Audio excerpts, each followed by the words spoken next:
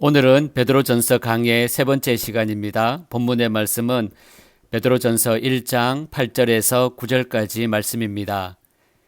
예수를 너희가 보지 못하였으나 사랑하는도다. 이제도 보지 못하나 믿고 말할 수 없는 영광스러운 즐거움으로 기뻐하니 믿음의 결국 곧 영혼의 구원을 받음이라. 아멘.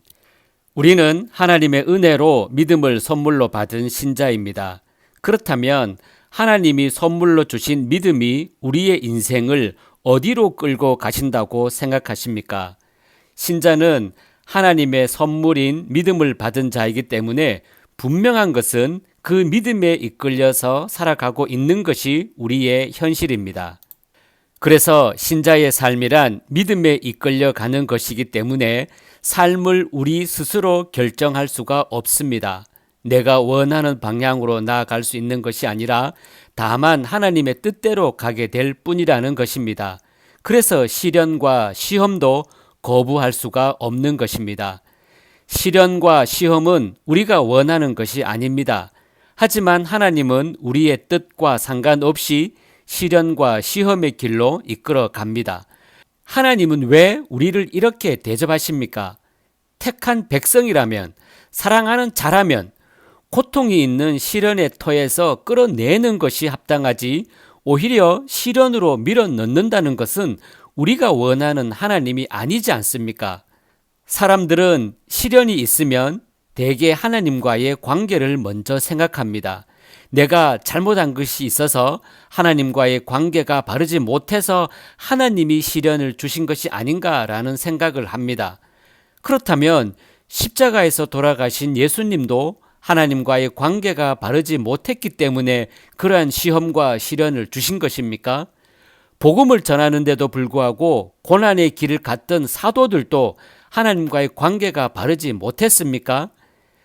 신자에게 고통일 수밖에 없는 시련은 하나님께서 자기 백성을 온전한 자로 만들기 위한 것입니다.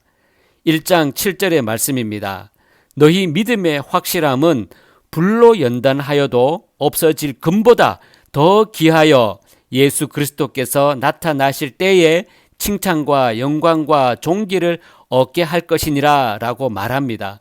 신자가 하나님의 뜻을 안다면 시련이 믿음을 연단하여 결국 귀한 것을 얻게 한다는 것을 알기에 시련에서도 근신하며 오히려 기뻐하게 되는 것입니다.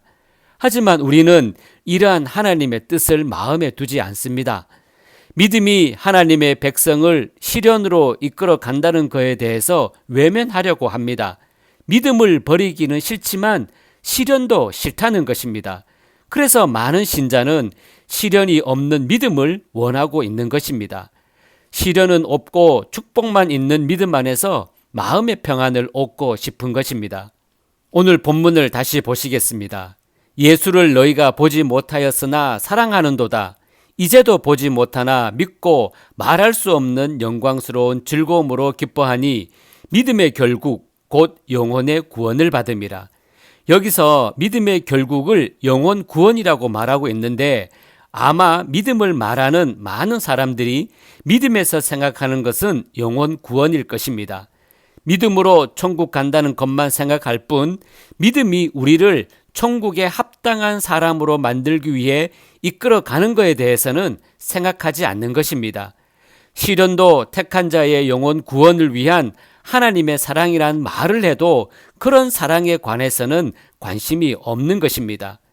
시련이 있다고 생각하는 사람들이 그나마 그러한 말에 조금이나마 마음의 위안을 얻을 정도일 뿐입니다. 시련으로 인해 구겨질 수 있는 자존심을 하나님의 사랑이라는 것으로 보상받고 싶은 마음일 수 있다는 것입니다. 사도행전 2장 21절에서 주의 이름을 부르는 자가 구원을 얻는다고 했습니다. 아무나 주의 이름을 부를 수 있는 것은 아니라는 말씀입니다. 아무나 부를 수 있는 주의 이름이라면 구원은 아무나 받을 수 있다는 것이 됩니다.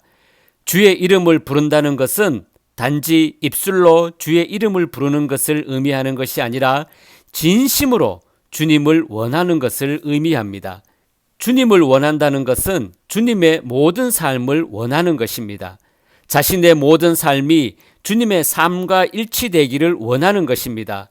문제는 우리가 주여라는 말을 하면서도 참된 의미에서 주의 이름을 부르지 않는다는 것입니다. 주님은 좋지만 주님의 삶은 원하지 않는 것입니다. 이것은 믿음이 아니므로 결국 영혼 구원에서 멀어질 수밖에 없습니다. 이런 우리를 하나님은 어떻게 다루십니까? 시련과 시험을 동원하여 우리의 마음이 주를 향하게 합니다. 세상에서의 모든 것이 헛됨을 깨닫게 하시고 참된 것을 향한 마음이 되게 합니다. 그리고 고난으로 채워진 주님의 삶이 결코 고생의 차원이 아니었음을 알게 합니다. 그렇게 해서 진심으로 주님의 이름을 부르게 하는 것입니다. 그래서 신자는 예수를 보지 못하였으나 사랑할 수 있고 보지 못하나 믿으며 말할 수 없는 영광스러운 즐거움으로 기뻐하게 되는 것입니다. 신자는 믿음에 붙들려 이러한 길로 인도받고 있는 것입니다. 그래서 믿음의 시련은 금보다 더 귀한 것입니다. 신자의 구원은 참으로 놀랍고 신비스러운 일입니다. 나 스스로 예수를 믿기로 마음먹고 교회를 다녀서 천국 가는 것이 아니라 창세 전부터 계속된 하나님의 계획과 일하심의 결과인 것입니다. 시련도 그 안에 포함된 하나님의 일이기에 어떤 형편에서도 찬송과 기쁨을 잊지 마시고 두렵고 떨린 마음으로 구원을 이루어 가시는 천국 백성들이 다 되시기를 주님의 이름으로 축복합니다.